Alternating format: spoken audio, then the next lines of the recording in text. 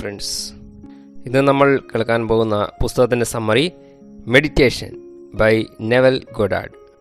ഇത് naval Goddard നൽകിയ ഒരു റേഡിയോ ടോക്ക്, അതിൻ്റെ ഡോക്യുമെൻ്റാണ്. ഈ ടോക്ക് 1981 റേഡിയോയിലാണ് നെവൽ നൽകിയത്. മെഡിറ്റേഷനെ പറ്റി അദ്ദേഹം ഈ ടോക്കിൽ വിസ്താരത്തിൽ പറയുന്നു. നെവലിനോട് ധാരാളം ആളുകൾ പറയുമായിരുന്നു അവർക്ക് മെഡിറ്റേഷൻ ചെയ്യാൻ സാധിക്കാറില്ല. ഓടക്കുഴൽ ഒരു പ്രാവശ്യം വായിക്കാൻ ശ്രമിച്ചതിന് ശേഷം എനിക്കിത് വായിക്കാൻ അറിയില്ല എന്ന് പറയുന്നത് പോലെയാണ്. ധ്യാനം അവ്യക്തമാകുന്നതിൻ്റെ കലയാണ്.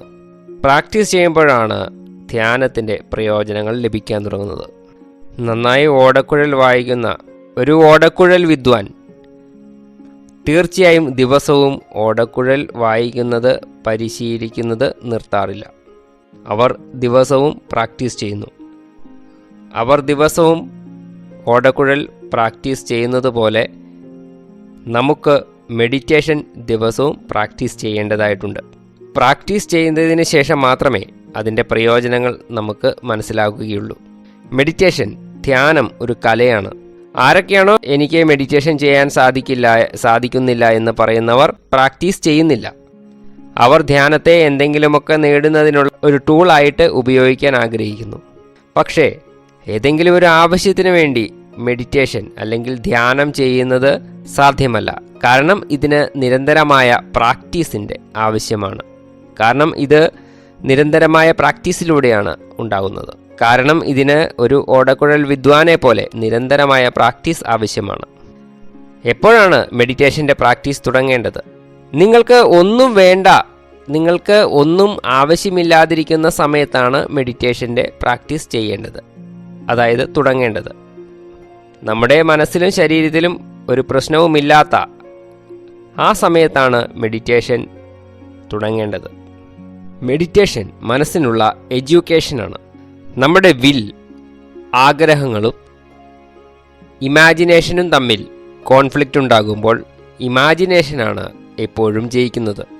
അതുകൊണ്ടാണ് നമ്മൾ ഒന്നാഗ്രഹിക്കുകയും അതിന് ഓപ്പോസിറ്റായിട്ട് ചിലപ്പോൾ സംഭവിക്കുകയും ചെയ്യുന്നത്. നെവിൽ ഇതിനൊരു എക്സാമ്പിൾ പറയുന്നു. നിങ്ങൾ ഒരു രോഗിയാണെന്നിരിക്കട്ടെ, മനസ്സിൽ സ്വസ്ഥമാകാൻ, ആരോഗ്യമുള്ള വ്യക്തിയാകാൻ ആഗ്രഹിക്കുന്നു. പക്ഷേ ഇമേജിൽ രോഗിയാണ്, അതുകൊണ്ട് രോഗം വിട്ടുമാറുന്നില്ല. നിങ്ങളുടെ ഇമാജിനേഷനിൽ എന്താണോ ഉള്ളത് അതാണ് നിങ്ങളുടെ വിൽ പവറിന് മേലെ പ്രവർത്തിച്ച് റിയാലിറ്റി നിർമ്മിക്കുന്നത്. ധ്യാനത്തിൻ്റെ ഡെഫിനിഷൻ ഇതാണ്: ഏതെങ്കിലും ഒരു കാര്യത്തിന് മേൽ മനസ്സിനെ കേന്ദ്രീകരിക്കുക. ധ്യാനം എന്നാൽ controlled imagination and sustained focus. നമ്മുടെ ഇമാജിനേഷൻ ശക്തിയെ നിയന്ത്രിച്ച് നിങ്ങൾക്ക് എന്താണോ വേണ്ടത് അതിനുമേൽ നിരന്തരം സ്ഥിതി ചെയ്യുക. ഇതാണ് മെഡിറ്റേഷൻ. ഈ ഒരു ഇമാജിനേഷൻ നിങ്ങളുടെ കോൺഷ്യസിലേക്ക് അരിച്ചരിച്ച് ഇറങ്ങുന്നതുവരെ ആ ഒരു സ്ഥിതിയിൽ സ്ഥിതി ചെയ്യണം. ആ ചിത്രങ്ങൾ നിങ്ങളുടെ കോൺഷ്യസിലേക്ക് ഇറങ്ങണം. അതായത് അതിൻ്റെ ഇടയിൽ മനസ്സിൽ മറ്റൊരു കാര്യം പോലും വരരുത്. ഈ രീതിയിൽ ആ ഒരു ഇമാജിനേഷൻ നമ്മുടെ കോൺഷ്യസിലേക്ക് ഇറങ്ങുമ്പോൾ നമ്മുടെ ഉള്ളിലെ ഊർജം ഉണരാൻ തുടങ്ങുന്നു. ഇന്നർ ഫോഴ്സ് എന്ന് നെവിൽ ഇതിനെ പറയുന്നു. നമ്മുടെ സ്വപ്നങ്ങൾ യാഥാർത്ഥ്യമാകുന്നതുവരെ അതിനെപ്പറ്റി യാതൊരു തരത്തിലുള്ള ഓപ്പോസിറ്റായ നെഗറ്റീവ് കാര്യങ്ങൾ മനസ്സിൽ വരരുത്. അതായത് ശങ്ക, ഡൗട്ട് ഉണ്ടാകരുത്. ഇത് നമ്മുടെ സ്വപ്നങ്ങളെ നേടുന്നതിനുള്ള സീക്രട്ടാണ്.